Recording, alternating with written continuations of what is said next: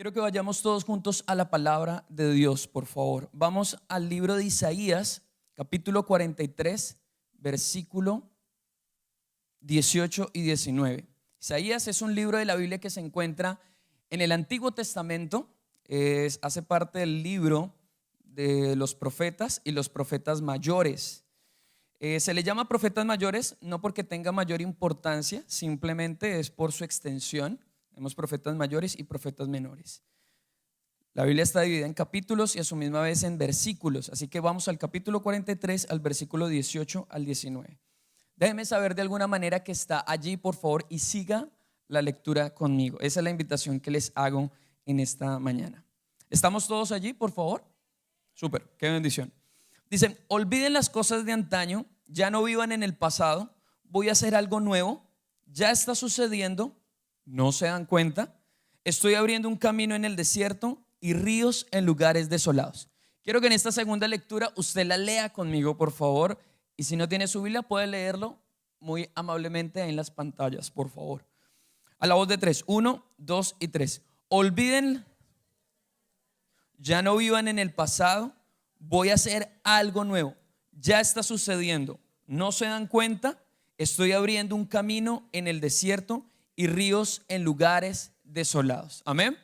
¿Qué tal si oramos? Señor, gracias por tu palabra, Señor Jesús, tu palabra que es inspirada por ti, tu palabra que es útil para enseñarnos, para corregirnos, para instruirnos en la justicia, y de esa manera nos acercamos a tu palabra, Señor, con el único propósito, deseo de conocerte más a ti y también anhelar ser transformados. Que eso sea lo que suceda en nuestras vidas. En el nombre de Jesús, amén y amén. Bueno, ¿cuántos comenzaron el año diciendo: ahora sí, este año sí, realmente va a ser diferente?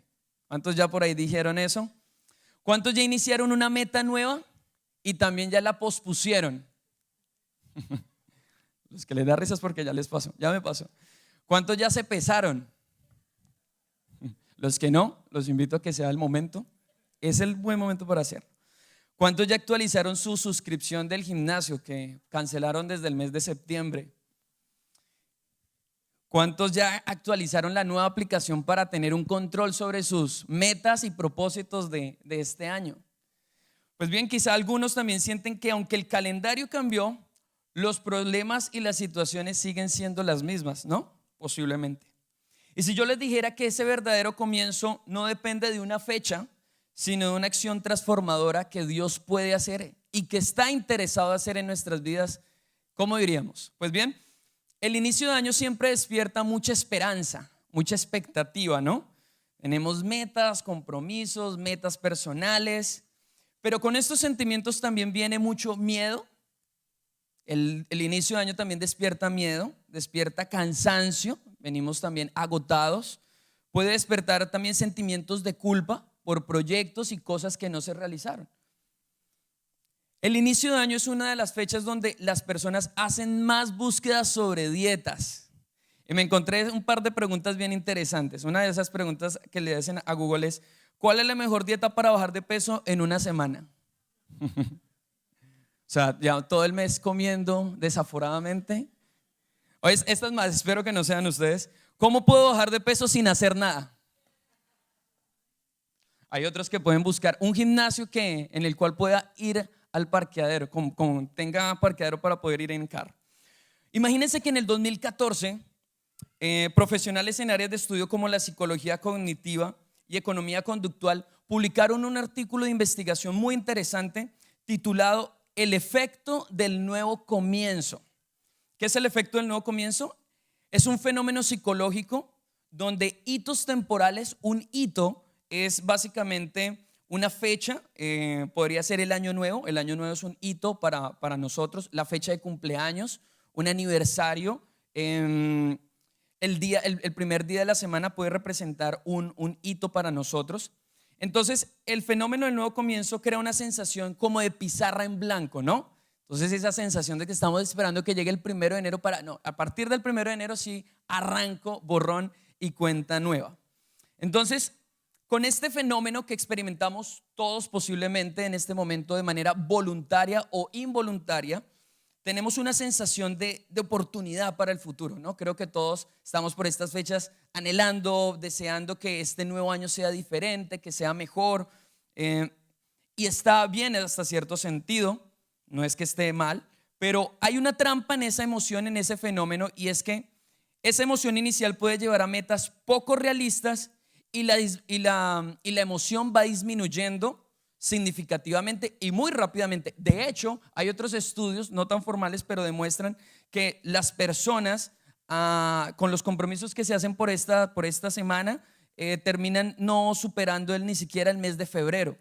Y solamente el 10% de un 82% terminan pasando del mes de junio, ¿no? Creo que todos entendemos y experimentamos ese fenómeno. Entonces, esta es la temporada donde hay más suscripciones al gimnasio. Así que si piensan emprender en un buen momento, esta es una buena posibilidad de emprender. Lo único es que todos los que se inscriban posiblemente para el mes siguiente no estén allí. Ese es un desafío.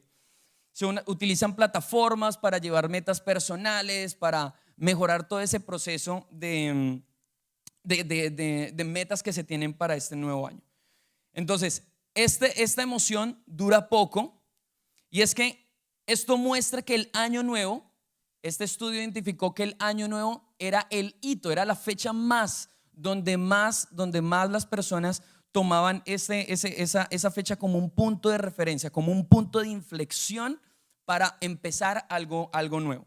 Entonces, en definitiva, el inicio del nuevo año es mucho más que un cambio de calendario. Para muchos representa una etapa de renovación y cambios, y ese es el efecto del nuevo comienzo. Es un momento para dejar atrás lo viejo, lo que pasó del 2025, y empezar con una nueva perspectiva. Sin embargo, este efecto nos causa es mera emoción, motivación momentánea. Y lo que Dios está interesado en hacer en nosotros este año y siempre, normalmente, es que haya una transformación permanente. Y esto es de lo que vamos a estar hablando en esta mañana. ¿Cuál es la idea central de lo que vamos a hablar con base en la palabra de Dios? Pues nuestra idea central con base en el texto, que ya lo vamos a desarrollar paso a paso, es que Dios le está anunciando a su pueblo Israel una nueva obra, restauración, esperanza, mostrando que Él tiene el poder para transformar situaciones que son imposibles y que los guía hacia un nuevo comienzo aún en medio de la dificultad. Eso, en otras palabras, y cómo podría de alguna otra manera ayudarnos a nosotros, es que Dios es quien está invitando a su pueblo a no aferrarse al pasado, porque Él es el que está haciendo el que inicia, Él es el que da el primer paso para el nuevo comienzo. No se trata de nosotros, se trata de lo que Dios quiere hacer. Aquí también quiero hacer una aclaración, y la hago la aclaración porque viene al caso, y quiero invitarlos para que ustedes con detenimiento en su casa puedan leer el capítulo 43. Y es que este es uno de los capítulos o versículos que se pueden prestar para unas malas alegorías. ¿Qué es una mala alegoría? Pues bueno, una mala alegoría básicamente es todo aquello que distorsiona una verdad bíblica, aquello que le genere falsas expectativas o prometa cosas que no dice. A lo largo de lo que vamos a estar estudiando, vamos a ver algunos elementos en el texto que nos van a ayudar a comprender mucho de lo que Dios estaba haciendo en el pueblo de Israel. Entonces tenemos que tener mucho cuidado que cuando escuchemos la palabra desierto, aguas, fuego, con ese tipo de asociaciones que pueden de alguna otra manera desdibujar lo que Dios quiere hacer. En este texto nos debemos cuidar también de algo, y es la psicología motivacional. Este texto no se puede prestar para eso, porque la palabra no es el centro, no es el fundamento de lo que quiere decir en nuestro texto. Así que no podemos limitar cuando leamos la palabra nuevo a un mero éxito personal, sino que va mucho más profundo, y cuando terminemos esta predicación van a lograr entender por qué estoy diciendo lo que estoy diciendo. Dicho esto, la gran pregunta es: si yo les estoy diciendo que hay un nuevo comienzo y que Dios es el que está siendo intencional en hacerlo, La gran pregunta que podríamos tener es, ¿qué significa y qué implicaciones tiene lo nuevo que Dios tiene para mí? Creo que esa debería ser la expectativa que tenemos. Bueno, que Dios es el que lo está diciendo, pero ¿qué es? ¿Qué significa? ¿Qué implicaciones tiene esto para mi vida? Para lograr responder esta pregunta necesitamos varios elementos y uno de ellos es que necesitamos entender este versículo, el 18 y el 19, en su contexto inmediato, en su contexto general y ubicarlo dentro de la narrativa bíblica. Es decir, ese versículo necesitamos comprender por qué Dios dice lo que dice, cómo hizo para llegar a ese punto y cómo se ubica dentro de todo lo que la palabra de Dios dice, porque hay muchas conexiones con el Nuevo Testamento. Entonces, para responder eso, necesitamos tener presentes algunos elementos, que es los que les voy a contar a continuación. Necesitamos tener el contexto histórico, cuál es el autor, quién está hablando y a quién le está diciendo este versículo, cuáles son las palabras claves, cuál es la estructura que tiene ese capítulo. Necesitamos ver cuáles son las conexiones con otros textos de la Biblia, cuál es su propósito, cuál es su mensaje teológico y finalmente, cuál es esa aplicación.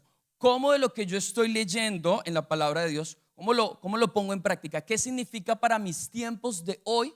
Porque efectivamente esto sucedió y se escribió en unos tiempos que no eran nosotros. De hecho, la Biblia no fue dirigida para nosotros como ciudadanos floridianos, latinos, sino que fue escrita y dirigida para un pueblo específico que es el pueblo de Israel. No obstante, tiene aplicaciones muy claras y muy concretas para nuestro hoy, es decir, para el día de hoy luego que termine este servicio. Entonces, el libro de Isaías tiene una estructura, está dividido en 3 secciones, pero hay una sección en particular que es la que vamos a estudiar, que es la sección número 2, que está del capítulo 40 al 55, y algunos comentaristas bíblicos lo llaman que es la etapa de consolación. Esa es una etapa de consuelo. Este libro en particular y específicamente el capítulo 43 tiene algo interesante y es que hace una combinación entre profecía de consolación, es decir, está proyectándole al pueblo de Israel, está dando consuelo, pero también tiene algunos elementos de poesía en lo que dice. Entonces, es Dios quien habla y quien habla a su pueblo, es a quien está dirigido. Entonces, ¿cuál es el contexto de Israel? Israel está en el exilio, se está dirigiendo hacia el exilio babilónico. ¿Qué es el exilio? Y ahí pueden ver unas imágenes que nos van a ayudar a entender un poquitico qué es un exilio. Pues un exilio es una separación forzada o voluntaria de una persona o de un grupo de personas de su país natal por razones políticas, de persecución, violencia u otras razones. Creo que todos los que somos inmigrantes podemos entender y comprender un poquitico más qué es ese concepto de exilio. Esas imágenes son de un fenómeno de cosas que suceden muy en nuestro continente, entre Colombia y Panamá, en lo que llaman el tapón del Darién. Así se ve más o menos nuestros exilios de hoy en día y tiene muchas implicaciones de fondo. Ahora, Jerusalén, que es donde estaba el pueblo de Israel, ¿qué sucede? Los babilonios conquistan a Jerusalén y suceden 2 cosas particulares entre tantas. Una es que se destruye el templo de Salomón y lo otro es que las murallas de su ciudad quedan en ruinas. ¿Qué significaba que las murallas quedaran en ruinas? Básicamente 2 cosas. Primero, era que había una especie de desprotección, el pueblo quedaba desprotegido, pero también representaban que ellos cuando quedaban sin murallas quedaban completamente en vergüenza. Para los demás pueblos eso era motivo de vergüenza y por ende estaban en un proceso de exilio, de dirigirse hacia Babilonia. Con este mapa esquemático que nos va a ayudar a ver, y quiero que tengan muy en cuenta ese mapa cuando pueda leer el capítulo 43. En ese mapa vemos a Jerusalén en llamas. También vemos varios elementos que quiero resaltar, y es que hay un desierto en medio, hay una sección montañosa, también hay unas cuencas, hay unos elementos hidrográficos que son el mar Mediterráneo, el Golfo Pérsico, también está el río Éufrates. Y ese trayecto que ustedes ven en color rojo son aproximadamente 930 kilómetros, más o menos, no está exacto, pero son 560 millas más o menos. Y eso es como si fuéramos desde la ciudad de Orlando hacia la ciudad de Charlotte en Carolina del Norte. Quiero que se graben muy bien esa imagen porque eso era parte de lo que tenían que ser. Con todos esos elementos vamos a poder llegar al versículo que leímos inicialmente. Entonces, el pueblo está experimentando una gran derrota, tienen un sentimiento de culpa, vergüenza y en especial una sensación de abandono. Esos eran los sentimientos que estaban experimentando el pueblo de Israel. Entonces, no se escribe a un pueblo que está celebrando, que está feliz, se escribe a un pueblo que está en exilio, que está lleno de miedo, lleno de desesperanza. Los que por alguna razón han tenido que experimentar un exilio de esa manera saben las implicaciones que eso tiene. No es nada fácil, ni siquiera imaginárnoslo. Ellos iban a estar pasando por un desierto. Ellos también son responsables de lo que están viviendo. Por su desobediencia, ellos también son responsables de las consecuencias de lo que están viviendo porque no le obedecieron a Dios. Y es en ese contexto, bajo todos estos elementos que he dicho, que Dios dice: voy a hacer algo nuevo. Le dice al pueblo: voy a hacer algo nuevo. No lo merecían, realmente no lo merecían. Y ya nos vamos a dar cuenta por qué no lo merecían. La respuesta está en el versículo del 22, en el capítulo 43 del 22 al 28. Allí Dios hace un listado de cosas que el pueblo de Israel muy detalladamente las hace y dice todas las cosas que él dejó de hacer. Así que él reconoce que nosotros no lo merecemos.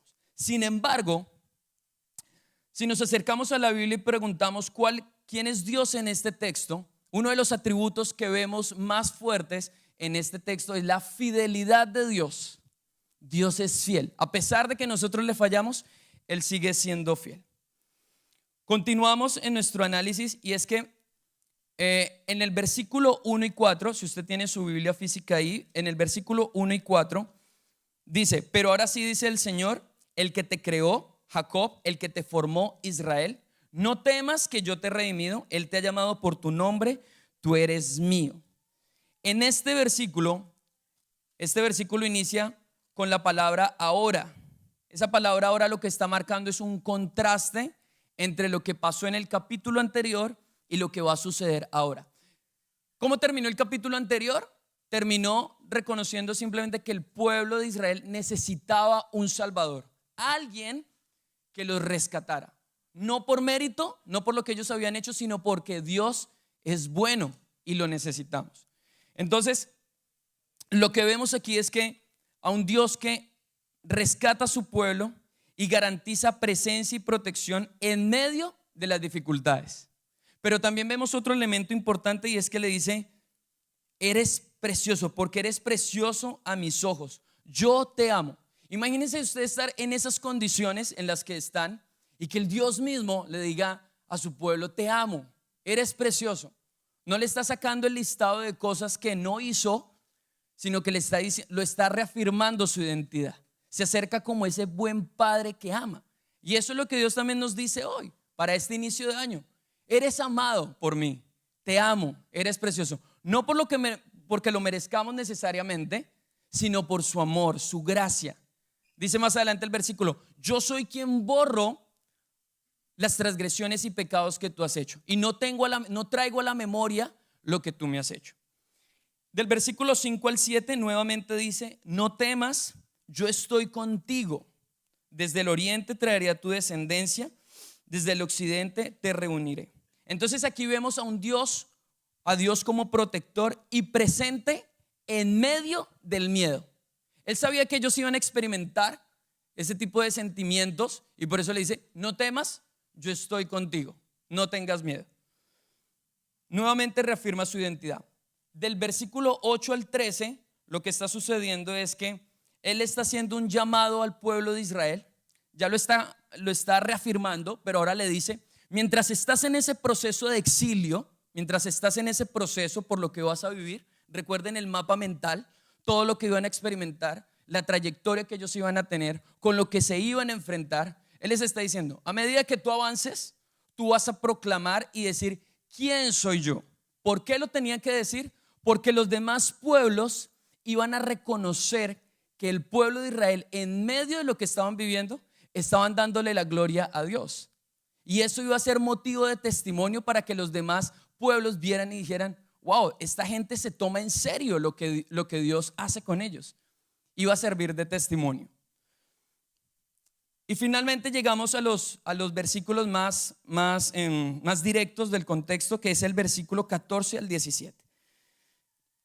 Dice el 14, así dice el Señor, dice el Señor, su Redentor, el Santo de Israel. Por ustedes enviaré gente a Babilonia, abatiré a todos como fugitivos. Salto al 16, así dice el Señor, el que abrió un camino en el mar, una senda a través de las aguas caudalosas, el que hizo salir carros de combate y caballos, ejército y guerrero al mismo tiempo, los cuales quedaron tendidos para nunca más levantarse, extinguidos como mecha que se apaga. Este texto es una alusión a un evento épico que sucedió, que de hecho muchos de ustedes podríamos recordar. De hecho se han hecho predicaciones sobre este momento, y es cuando el pueblo de Israel está huyendo de Egipto y el Señor, a través de la vida de Moisés, le extiende la vara, los mares se abren, el pueblo de Israel pasa por tierra seca, y cuando los egipcios van a pasar allí, los mares se cierran y mueren, y de esta manera obtienen la victoria. Eso en los tiempos de la Biblia y en los tiempos de ahora es algo épico. Imagínenselo por un momento. Así que es con base en esta memoria que Dios mismo trae a la memoria de los israelitas y les dicen: olviden las cosas de antaño. Así que tenía que decir todo lo que dije para poder llegar a este punto, para poder entender y poder interpretar correctamente qué significa esa palabra olvidar, qué significaba para el pueblo de Israel en ese momento y qué significa para nosotros en nuestros tiempos. De hecho, la palabra olvido no está hablando de borrar la memoria, sino que está hablando de que no se queden con lo que pasó, con esa memoria, porque esa memoria los iba a estancar y paralizar. Así que leamos nuevamente el versículo 18. Olviden las cosas de antaño, ya no vivan en el pasado. Es Dios diciéndoles lo que les acabo de decir. Eso que hice en el Éxodo, sí, lo hice, pero lo tienen que olvidar. Y de alguna otra manera les iba a expandir su mente. Entonces, para poder ver y experimentar y disfrutar lo nuevo que tiene Dios para nosotros, necesitamos tomar 3 acciones concretas para ver lo nuevo que Dios tiene para nosotros este año, que ya vamos a conocer y entender qué es eso nuevo que Dios tiene para nosotros, porque Dios está trayendo esperanza para nosotros en este nuevo comienzo. Todos tenemos expectativas sobre lo que Dios quiere hacer y hablar en nuestras vidas. Necesitamos tomar 3 acciones. La primera de ellas, entonces, es soltar el pasado. Soltar el pasado.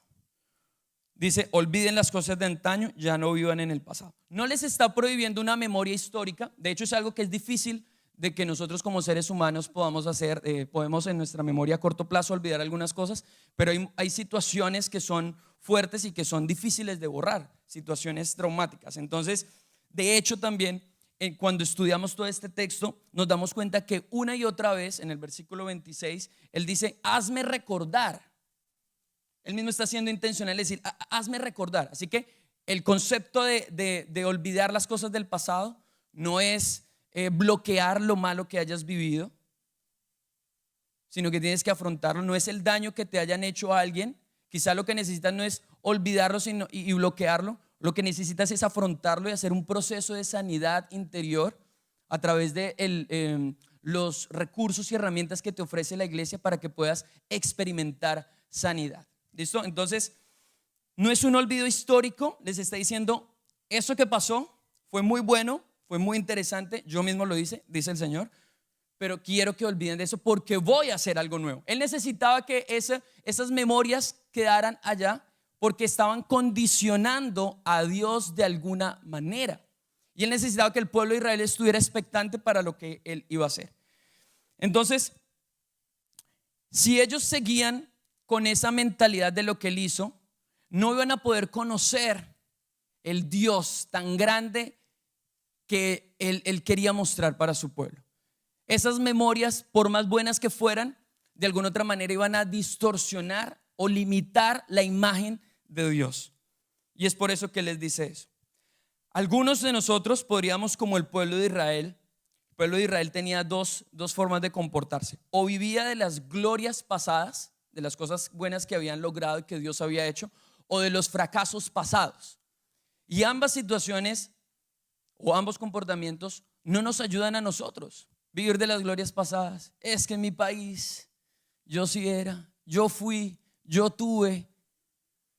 Todos entendemos un poquito a lo que me estoy refiriendo.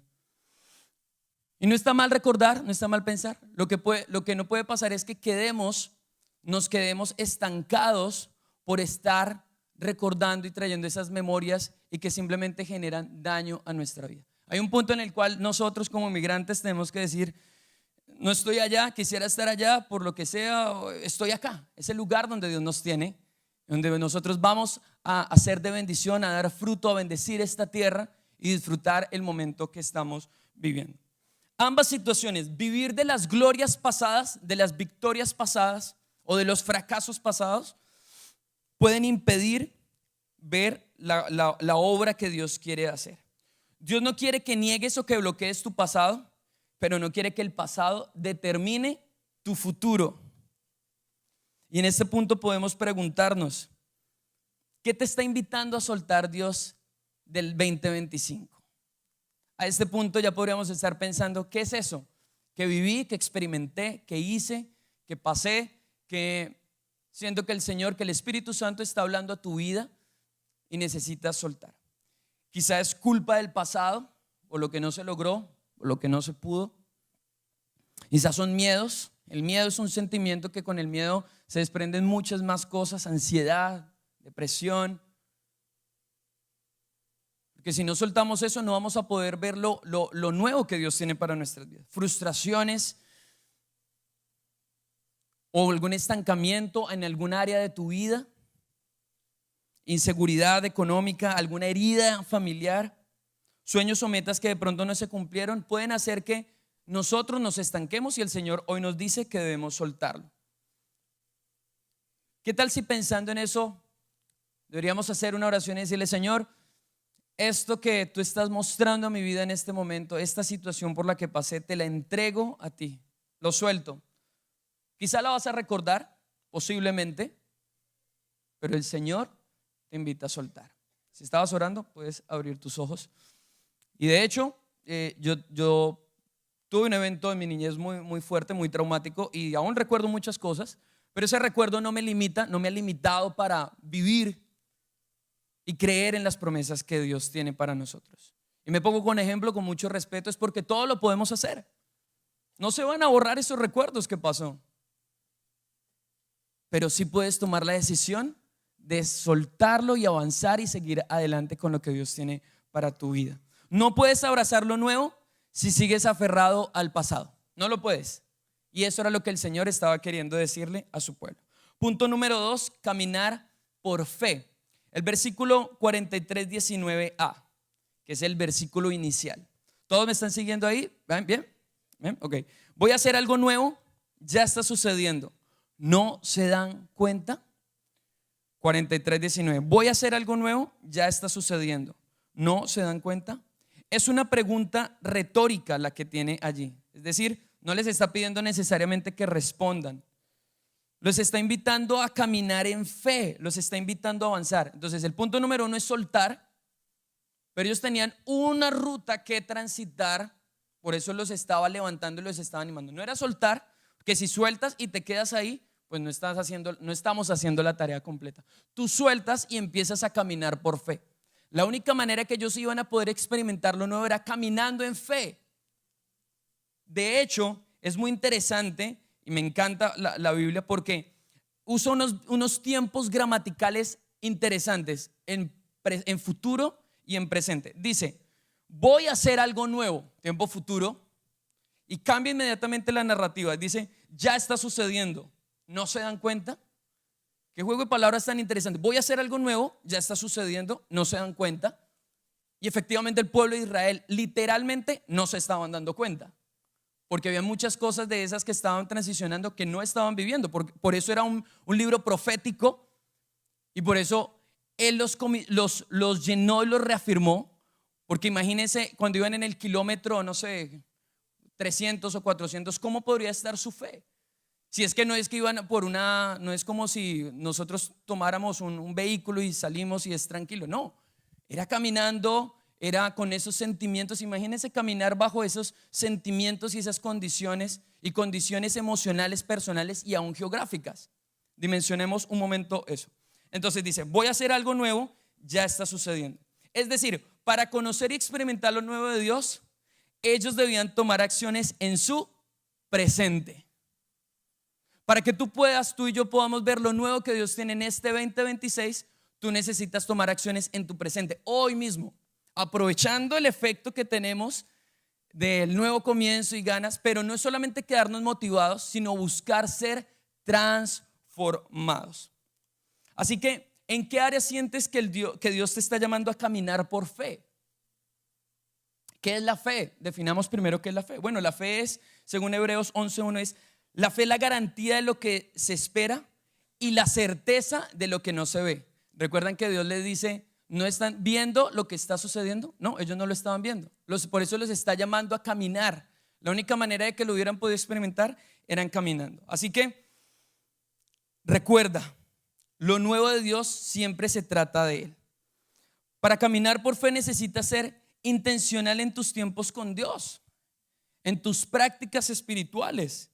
La oración, la lectura de la palabra de Dios, la alabanza personal, no solamente la alabanza en comunidad, el tiempo de ayuno personal, el tiempo de ayuno en comunidad, porque eso te ayuda a poder caminar por fe. Si no conoces a Dios, si no conocemos a Dios, no vamos a poder caminar por fe.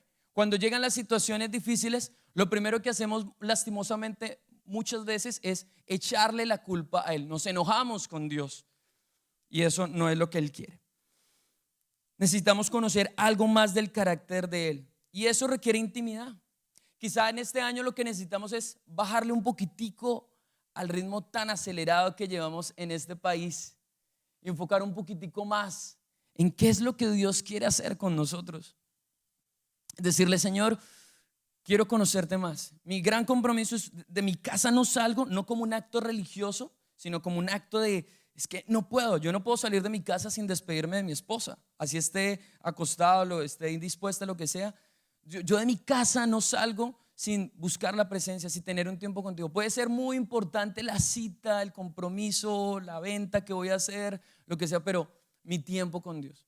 ¿Qué nos lleva a eso? Pues bueno, tenemos que levantarnos un poco más temprano, 15, 20, media hora más temprano, para poder cumplir con nuestras responsabilidades.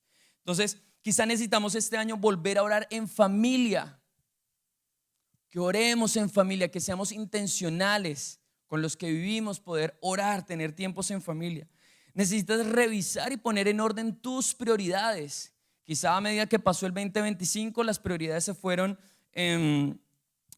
desordenando y necesitamos organizar nuestras prioridades. Por alguna razón te dejaste de congregar y la Biblia nos anima, nos invita a congregarnos, porque cuando nos congregamos estamos haciendo comunidad. Es parte de lo que Dios nos permite, lo que nos enseña y nos invita a hacer. Que pueda ser más disciplinado en mi ejercicio, en mi disciplina de congregarme cada domingo. Pero no solamente por venir, no, pues yo vengo, no, sino que podamos venir con expectativa. Que cuando estés entrando, cuando estés parqueando, Señor, yo quiero que tú hables a mi vida, Señor. Y durante el tiempo de alabanza te voy a dar toda mi exaltación, toda mi alabanza, toda mi adoración. Y que durante el tiempo del mensaje hables a mi vida y me reveles y me muestres qué necesito cambiar y cómo puedo poner en práctica durante esta semana lo que vas a hablar a mi vida. Quizá necesitas también dar un paso de fe en tu servicio. Tuviste la iniciativa, te motivaste, pero te dejaste, te perdiste ahí por las ocupaciones y esa motivación se cayó. También servir es un paso de fe que nosotros podemos dar, porque cuando le servimos a Dios, cuando le servimos a las personas, también le estamos sirviendo directamente a Dios. Debes dar pasos de fe para restaurar alguna relación que de pronto se quebró. ¿En qué áreas de tu vida el Señor te está invitando a dar un paso de fe que tengas que comenzarlo a dar? Nuestro camino, el camino del pueblo de Israel, o nuestro camino, solamente aparece cuando decido soltar el pasado y caminar por fe. Así que para poder ver y experimentar y disfrutar lo nuevo que Dios tiene para nosotros, el punto número 3, necesitamos recibir esperanza. Ellos necesitaban soltarlo, empezar a caminar, pero necesitaban caminar hacia una meta. Y Dios es claro en esa meta que les pone. Y eso es lo que el Señor hoy nos dice. Nosotros, hoy Dios nos está dando esperanza. La esperanza para este nuevo año es que seamos más como Él, que nos parezcamos más a Él. Lo nuevo es conocerle, que lo podamos conocer a Él. Entonces dice el versículo 19. Todos estamos ahí, 43:19b. Estoy abriendo un camino en el desierto y ríos en lugares desolados. Y uno dice, ¿y dónde está la esperanza ahí? ¿No se dan cuenta? No, es el siguiente. 19. Estoy abriendo un camino en el desierto y ríos en lugares desolados. 20. No, 19, perdón. ¿Listo? Estoy abriendo un camino en el desierto y ríos en lugares desolados. Pues bien, la esperanza que tenemos allí es que Él es quien está abriendo el camino y ríos en lugares desolados. ¿Se acuerdan la imagen que les di? El mapa esquemático que les mostré. Pues imagínense que ellos se iban a experimentar eso, sequedad. Pasar por un desierto implicaba muchas cosas. Era un desierto con todos sus colores y matices. No era algo, ahí no era algo metafórico, no, era algo real para ellos. Entonces, aunque el desierto no desaparece, aunque quizá a veces las situaciones nosotros sentimos que no cambian, la promesa es que el Señor va a estar con nosotros. Eso sí les puedo dar seguridad, que es lo que Dios nos promete para este año. Voy a estar contigo, te voy a guiar, te voy a acompañar, voy a estar contigo. No tengas miedo. Nos está anticipando, nos está generando esa confianza. Y eso cambia nuestra perspectiva, nuestra manera de vivir la vida, de afrontar los desafíos. También va a cambiar nuestra manera de lo que vamos a pedir y en lo que pongamos nosotros el centro de nuestras vidas. Va mucho más allá de lo que podemos nosotros imaginarnos. Nuestra aspiración está en ser como Jesús, que seamos transformados por su palabra. Entonces, Dios no está prometiendo comodidad allí a su pueblo, no les prometió facilidad, no les prometió ausencia de adversidades. De hecho, puedo decir esto con mucha seguridad porque en el Nuevo Testamento, en Juan 16:33, Jesús le dice a sus discípulos: les he dicho estas cosas para que tengan paz en mí, no en las circunstancias. No pongamos nuestra paz nuevamente en el gobierno de turno, en leyes migratorias. No pongamos nuestra esperanza en nada de eso. Nuestra confianza debe estar en Dios. Debemos orar por nuestros gobernantes, por esas situaciones. Hay que hacerlo, lo podemos hacer. Pero nuestra confianza y nuestra esperanza está en Dios, que es soberano. Amén. Le dice: en este mundo afrontarán aflicciones, pero anímense, yo he vencido al maligno. Dios promete su presencia, promete su dirección y promete su provisión. Si alguna situación no cambia, puedes recordar esta predicación. De hecho, lo que vas a recordar es su palabra. Más que la predicación, recuerdes su palabra, lo que Dios te está diciendo. Dios sigue obrando, Dios sigue guiando, Dios sigue sosteniendo. Y en este punto podrías quizá también estar pensando, o yo te pregunto, ¿cuál es ese desierto que pasaste en el 2025? Quizá pasaste por un proceso y momento difícil, alguna situación que ni siquiera quisiera recordar. Esos momentos donde dice: uy, no, ni me toque el tema, hablemos de otra cosa. No. Todos creo que pasamos por alguna situación de esas. Quizá por alguna razón no terminaste el año como lo esperabas. Llegó algo inesperado y nos movió al piso, posiblemente. Momentos de incertidumbre en algún área de tu vida, financiera, emocional. Quizá tuviste que tomar una decisión muy difícil en este año que acaba de pasar. Y eso representó para ti un momento de incertidumbre, te generó miedo, pudo haber pasado. O un desierto emocional, o un desierto espiritual, no sé. Pero sabes una cosa, Dios aún en medio de esas situaciones, si lo pensamos bien y lo ponemos en retrospectiva, podríamos reconocer que Dios fue fiel. Él estuvo allí. A veces no nos damos cuenta, el pueblo de Israel no se daba cuenta, quizás no te diste cuenta, pero el Señor hoy te dice, estuve ahí. ¿Cómo? Pero me sentí solo, sentí que no había nadie. Literalmente en el momento más difícil de mi vida hice la llamada y todos me cerraron la espalda, me dieron la espalda. El Señor te dice, estuve allí, estoy ahí y estaré contigo. Quizá no lo ves físicamente porque es algo espiritual. Y pensemos por un momento, ¿qué es lo que te impide recibir este 2026 con esperanza? Y voy concluyendo vamos a Isaías 43, 20b. Isaías 43, 20, el versículo, la parte B. Yo hago brotar agua en el desierto, ríos en lugares desolados, para dar a beber a mi pueblo escogido, al pueblo que formé para mí mismo, para que proclame mi alabanza.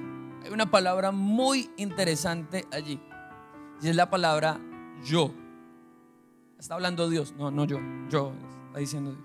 Dice, yo hago brotar agua en el desierto. En ese texto hubiera podido decir como haré brotar agua en el desierto, porque es Dios y lo puede hacer. Pero él mismo se presenta como la fuente. Y aquí la pregunta es, en tus momentos de desierto, ¿cuál fue tu fuente a la cual tú recurriste? Cuando estabas en ese momento, quizá tu fuente fue, no sé, volver a algún hábito, alguna tendencia pecaminosa, a las personas antes que buscar a Dios. Y no está mal buscar a las personas, buscar ayuda, pero quizá nuestra fuente principal tiene y debe ser Dios en primer lugar. Y Él te va a direccionar y te va a conducir para saber qué puerta o qué persona debes hablarle. O Dios va a poner a la persona. No vas a tener ni siquiera que hacer nada. Por eso Él dice, yo soy la fuente, le dice al pueblo de Israel. Cuando estés pasando por ahí, por un momento de desierto, Él va a brotar donde no hay. En un desierto era lo que iba a suceder. Dios es la fuente. ¿Cómo podemos encontrar esa fuente? No quiero ser monotemático y reiterativo, simplemente quiero ser insistente e intencional en lo que Dios quiere decirnos, y es a través de la oración constante, lectura de su palabra, a que no camines solo, que camines en comunidad con nosotros. Nuestra iglesia te ofrece muchas herramientas que te ayudan a que primero no te sientas solo, que puedas crecer en tu relación con Él, que vayas a esa fuente. Pero también tenemos una responsabilidad de caminar en fe en nuestra intimidad, de buscarlo con hambre y sed. Aprovechar ahora que vamos a empezar nuestro ayuno de 21 días a partir del 18 de enero, que pueda ser un tiempo en el cual le digamos, Señor, quiero conocer lo nuevo de ti. Quiero sacar de mi mente todo aquello, Señor Jesús, que quizá me ha bloqueado, me ha paralizado, y quiero que tú transformes en mi vida. Y lo demás es una añadidura, lo demás es ganancia, y es una bendición que puedan llegar las bendiciones materiales. Pero que el foco de nuestra vida, o de este año principalmente, o de esta época, sea conocerle a Él más y más, con todo lo que les he dicho. Entonces, para finalizar, para el pueblo de Israel, ellos se tenían que despojar de lo que había hecho el Señor, es decir, de esa memoria, porque si ellos seguían con esa memoria de lo que Él había hecho en el Éxodo, no iban a poder entender, ni comprender, ni ver, ni disfrutar lo nuevo que Dios tenía para ellos. Entonces, por eso era muy importante que ellos dejaran de pensar en eso. Necesitaban caminar por fe. El camino, cuando Él dice que voy a abrir un camino, no iba a convertirse en camino si ellos no caminaban. Si tú y yo no caminamos, si tú y yo no avanzamos, no damos esos pasos de fe que necesitamos de dar, si estamos esperando que todas las condiciones estén óptimas, nos vamos a quedar ahí paralizados. Porque todos queremos garantía de todo, ¿no? Cuando compramos algo queremos tener una garantía, que eso nos da la seguridad de, no sé, devolverlo, regresar. Cuando caminas con Dios, tu garantía es que Él va a estar contigo en medio de todas las decisiones que puedas tomar. Y finalmente, disfrutar de las aguas. Dios es la fuente. Para el pueblo de Israel, Él se presentó como esa fuente, literalmente era Él quien lo iba a hacer. Y para nosotros hoy, eso tiene que llenarnos de esperanza, porque es a Él a quien debemos ir. No vuelvas a los viejos hábitos, no vuelvas a las personas en primer lugar. Quizá lo que necesitamos es primero buscarle a Él. Ni siquiera a Google o ChatGPT, a ser más contemporáneo. Dios tiene la respuesta para nosotros. Termino con esta frase. Para ver, experimentar y disfrutar lo nuevo que Dios tiene para nosotros este año, tienes que soltar. Ya sabrás tú que tienes que soltar. Tienes que caminar en fe y tienes que recibir la esperanza. La esperanza para este año es que Jesús está con nosotros. Él te acompaña, Él te guía, Él te conduce, te dice no tengas miedo. No lo merecíamos de ninguna manera. No somos merecedores. Les decía en algún momento, y es que del versículo 22 al 28 el Señor hace un listado súper detallado, como si fuera una lista de mercado súper detallado, de las cosas que el pueblo de Israel no hizo. Me parece muy interesante porque no es la forma en la que comenzó el versículo, el capítulo. Comenzó diciéndole: eres mío, yo soy tú, Señor, yo te creé, yo te formé, eres precioso, yo te formé, yo te amo. Y hace mucho sentido porque esa es de la manera que Dios se acerca a nuestras vidas. Así que ¿qué tal si respondemos a lo nuevo que Dios quiere hacer? Buscando más allá de cualquier otra cosa es su presencia, estar con Él, conocerle. Quizá llevas años en el cristianismo sirviendo, has estudiado muchas cosas, pero este año lo que vas a conocer y experimentar a Dios de una manera diferente. Que cuando llegues al 31 de diciembre digas: wow, conocí una faceta, un atributo de Dios que no había conocido, porque fue intencional, lo pedí en oración y Él lo va a hacer. ¿Oramos?